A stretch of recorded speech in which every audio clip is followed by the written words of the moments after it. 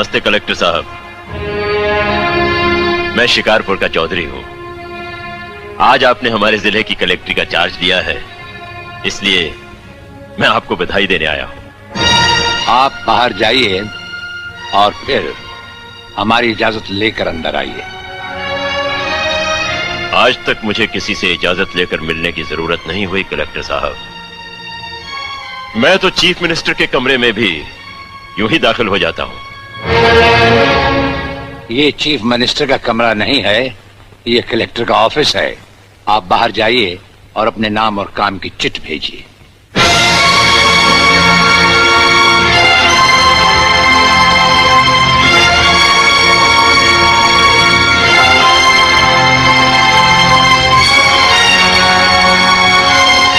अंदर भेजो।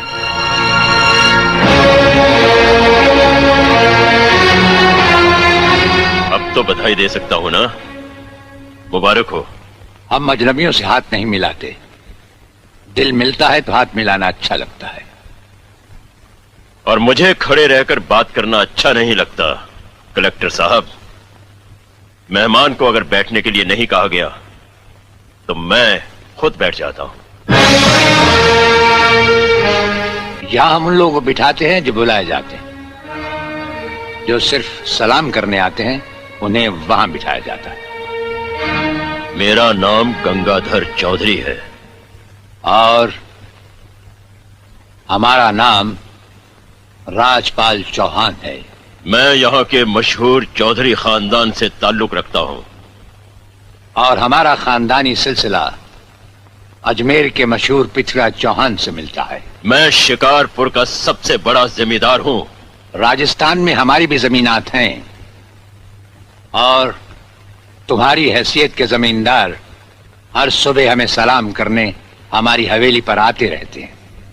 कलेक्टर साहब, आप जैसे बहुत से कलेक्टर यहाँ आए भी और चले भी गए। मेरा मतलब है कि समझ गए हम तुम्हारा मतलब।